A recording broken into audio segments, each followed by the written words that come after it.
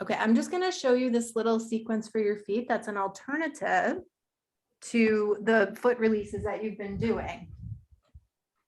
Okay, can you see my feet okay? I can. All right.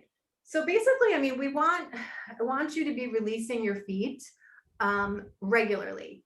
So I would say that since it's a bit awkward for you to get into that position and you have to use the resistance band, maybe switch it up a little bit and try these releases for a little bit instead. And I would say that you could do these twice a day. So you can do them morning and you can do them in the evening. Okay. Yep. Okay. So here's the way you're going to start is just like sitting in a chair. And actually, I'm going to move my mat so that I don't have the stickiness under my feet. Hold on. Okay. So just sitting in a chair with your feet flat on the floor. You can picture like you're making like little kitty paws. I don't know if you can see this, but I'm curling my feet. Yep. So like I'm shortening the muscles. So I feel the contraction.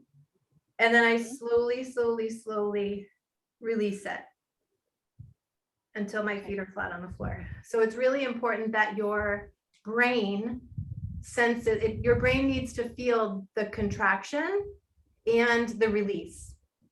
So you can even close your eyes, just like I tell you in the other exercises. So I would do that 3 times. You're going to curl under.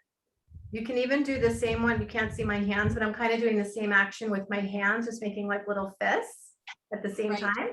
And then I just slowly melt out of it and release. So I would do that 3 times. Curl under and then relax and release. Okay.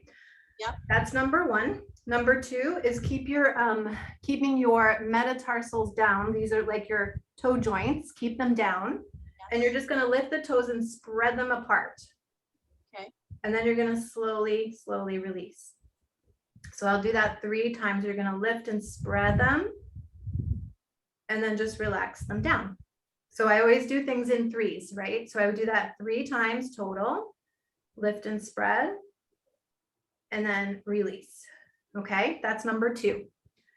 Number 3, we're going to curl inward, like again, like I'm making kind of kitty paws, but I'm going to internally rotate my feet. So it's going to look like this, like I'm curling in, like the soles of the feet curl in towards each other.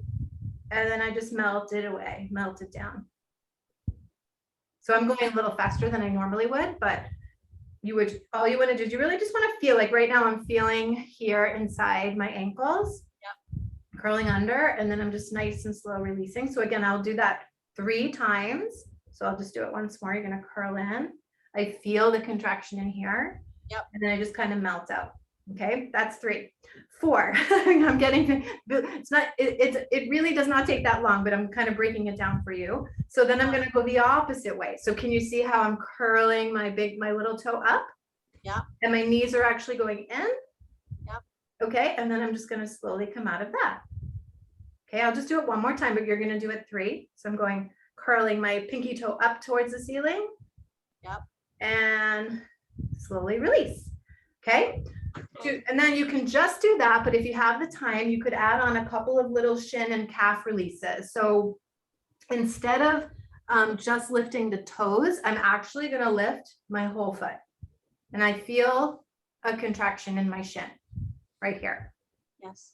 I'm going to melt it down nice and slow. I'm going to do that 3 times. Then I'm just adjusting where my feet are. Before you go any further, can you just do that last one before where you're on the outside of your pinky? Yeah. So before I did this one, you mean? Yeah. Yeah. So what I was doing before, is the inversion. This is called inversion. So my soles are coming together, right? And then eversion is the opposite. So it's like your pinky toe. It's almost like I'm trying to lift the sole of my foot towards the ceiling the other way. Like my pinky toe is coming up. My knees are going in. Is your ball of your big toe still on the floor? Yes, it is. Yep. Okay. It comes up a little bit. It just does, but it's mostly down. Okay. Yeah. So I'm just kind of thinking of like the action of like that. I was like, for lack of better, it's inversion, which is like your feet facing each other. Soles of the feet facing like away from each other. Sometimes it helps to actually do it with your hands at the same time. So like like if you can see my fist kind of curling in. Yep. And then I release, and then I'm going like that, like it's like my pinky toes roll up, my pinkies roll up. My knees come in. Okay. Okay, does that make sense? I'm actually doing it with you while you're. Oh, good, good. Oh, perfect. I should have had you do that actually. Yeah, I'm doing it with you. It's all right. Yeah. Okay. And then the last piece, so I was showing you the shin. So you're gonna lift the feet up. I feel this here. I'm gonna lower down. And then I bring my feet, like I adjust my feet a little bit because I feel like I want to take my feet a little bit further apart when I do the shin release. And you're gonna, when you lower down, like try to lower down to that count of 10, 12, like really slow. And even with your eyes closed, you want to feel the muscles releasing. And then lastly, you can have, again, your feet are hip width. You can just lift your heels off the floor, keeping those metatarsals down. And I feel this more in my calves. Yes. And then you're just going to lower down nice and slow. This is just another form of a calf stretch. Yep, exactly. Yep. So if you have the time, like in the morning, like you could switch it up. You could try doing this variation. If you really like the other calf release at the wall, that's great as well. But now you have kind of some options. Okay. Okay, so I'm gonna actually come back to, I'm gonna stop the recording and I'm gonna send you that little bit. Perfect. So you have it. Okay.